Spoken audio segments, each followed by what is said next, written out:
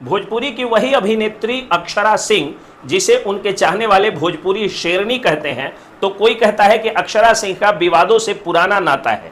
वही अक्षरा सिंह जो कभी खेसारी लाल यादव के साथ विवादों में रही, तो कभी पवन सिंह के साथ विवादों में रही। पवन सिंह के साथ रिश्ते को लेकर के और वो चर्चा में रही।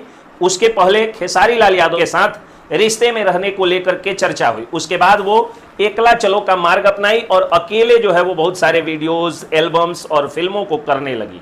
क्या अक्षरा सिंह केवल अश्लील गाने के लिए जानी जाती हैं? वो एक गायिका भी हैं, वो सुर के लिए भी जानी जाती हैं। वो अश्लील गाने, अश्लील जो है वो सीन्स को देने के लिए, सेमी न्यूड सीन्स को देने के लिए ही केवल जानी जाती हैं, या और भी उनमें कुछ गुण हैं?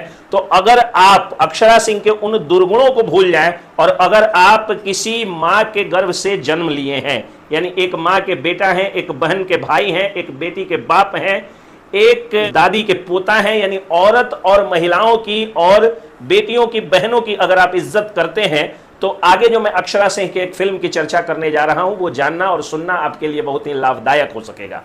उसके पहले मेरा परिचय। नमस्कार, जय हिंद, जय बिहार। मैं हूं आप सबका दोस्त, वकील सह पत्रकार एस.के. पंकज।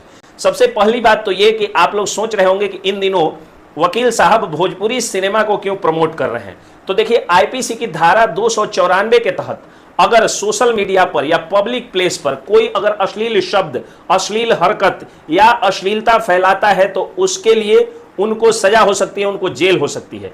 आईपीसी यानी इंडियन पेनल कोड यानी भारतीय दंड संहिता की धारा 294 एक जमानती लेकिन संज्ञेय अपराध है, यानी कॉग्निजेबल ऑफेंस है। भले ही ये बेलेबल है, यानी बेल तो आपको मिल जाएगा आसानी से, लेकिन पुलिस आपको गिरफ्तार कर सकती है, पुलिस आपको जेल भेज सकती है, 3 महीने से लेकर के 6 महीने तक सजा हो सकती है और आपको फाइन भी हो सकता है। अब केवल वकील के तौर पर मैं आईपीसी समझा दूं और आईपीसी समझा करके और आपको मैं कह दूं कि हाँ डर के रहिए, डर के रहिए, उससे बेहतर है कि कैसे अश्लीलता को रोका जाए, वो जिम्मेदारी एक पत्रकार के रूप में मेरी बन जाती है। तो भोजपुरी पर जो अश्लीलता का ठप्पा कुछ लोगों ने लगाया है वो बकवास ठप्पा लगाया है, क्योंकि भोजपुरी में एक से एक गीत, भोजपुरी में एक से एक फिल्में हैं, जिसको अगर आप देखेंगे, आप सुनेंगे, आप जो है उन चीजों को एंजॉय करेंगे और उसको आत्मसात करेंगे, तो काफी अच्छा आपका जीवन भी बन जाएगा और भोजपुरी से ये ठप्पा भी हट जाएगा। भोजपुरी जो हमनी के माई भाषा है, यानी हम लोगों की मातृभाषा है, उस भोजपुरी पर से अश्लीलता का दाग भी हट जाएगा अगर आप अच्छी फिल्मों को देखेंगे, प्रमोट करेंगे, चाहेंगे और जानेंगे। तो कौन कौन सी अच्छी फिल्में हैं? तो मैंने विद्या का नाम लिया, मैंने अफसर बिटिया का नाम लिया। आज मैं जिस फिल्म की चर्चा करने जा रहा हूं वो अक्षरा सिंह की फिल्म अक्षरा है। अक्षरा फिल्म में एक फौजी से अक्षरा सिंह की शादी होती है, उनका नाम उस फिल्म में भी अक्षरा है। वो फौजी देश के लिए अपने कर्तव्यों का निर्वहन करने जाता है बॉर्डर पे, और वहां पर वो लड़ाई लड़ता है, देश की सेवा करता है। लेकिन देश के बॉर्डर पर सिर्फ लड़ लेना ही देश सेवा नहीं है, बल्कि समाज में रह करके और शिक्षा दीक्षा का प्रसार करना और अशिक्षा रूपी अंधकार में शिक्षा की ज्योत जगाना भी एक तरह की देश सेवा ही है। और यह सबसे बड़ी देश सेवा है, क्योंकि एक फौजी देश की सुरक्षा कर सकता है और एक शिक्षक फौजियों को फौजी बना करके, यानी युवाओं को फौजी बना करके और देश की सेवा के लिए भेज सकता है। अक्षरा सिंह शिक्षा का दीपक जलाने के लिए जब शिक्षिका बन करके और समाज में सेवा करना चाहती है, एक टीचर के रूप में सेवा देना चाहती है, तो सबसे पहले उनके ससुराल वालों ने कहा कि ठीक बा, ये पढ़ावे तो जइहन, लेकिन सिर पर से कबो घूंघट, कबो लुगा ना हटे के चाहिए, यानी सिर पर से पर्दा नहीं हटना चाहिए। उसके बाद अक्षरा सिंह एक पारंपरिक बहू की तरह सिर पर पल्लू ताने हुए जाकर के पढ़ाती है और विद्यालय में इतना अच्छा पढ़ाती है कि सभी विद्यार्थियों का सिलेक्शन हो जाता है नवोदय विद्यालयों के लिए। लेकिन समाज की जो एक समस्या है, आपके ज्यादातर कमाई का हिस्सा माफिया लोग ले रहे हैं। आप 30,000 की बालू अगर 90,000 में खरीद रहे हैं तो बालू माफिया है।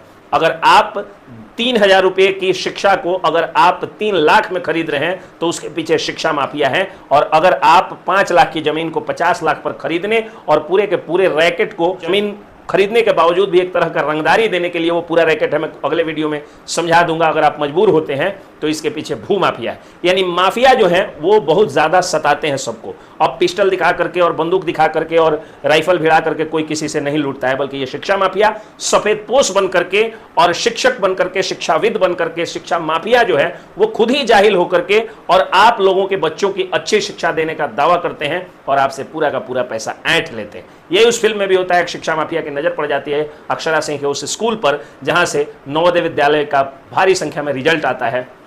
उसके बाद वह शिक्षा माफिया अपने रसूख और पैसे का फायदा उठा करके और स्कूल को बंद करा देता है। अक्षरा सिंह बहुत रोती है, लेकिन बाद में वही अक्षरा सिंह जब शेरनी का रूप धारण करती है, बुलेट पर चढ़ती है, जाकर के मारपीट करती है और उस शिक्षा माफिया को हरा देती है और शिक्षा का अलग जगा देती है। तो ये फिल्म देख करके लगता है कि हम भोजपुरी माँ के अगर बेटे हैं तो हमें गर्व होता है। और अगर इस तरह की फिल्मों को आप लोग प्रमोट करिएगा, देखिएगा, शेयर करिएगा, लोगों को दिखाइएगा, चर्चा करिएगा, तो फिर ढोड़ी चोली बिंदिया लिपस्टिक पर जो गाने बनते हैं, उस पर जो फिल्में बनती हैं, अश्लील फिल्में बनती हैं, उसको लोग देखने वालों की संख्या कम हो जाएगी और फिर मुझे एक वकील के तौर पर आईपीसी की धारा 294 आपको नहीं समझानी पड़ेगी। जय हिंद, जय बिहार। लेकिन एक अपील हाथ जोड़ करके कि ऐसी फिल्मों को देखिए, विद्या फिल्म को देखिए, अक्षरा फिल्म को देखिए, अफसर बिटिया को देखिए। आगे फिर एक और फिल्म की कहानी लेकर के कल आऊंगा। तब तक के लिए मुझे फिर से इजाजत दीजिए। प्रणाम।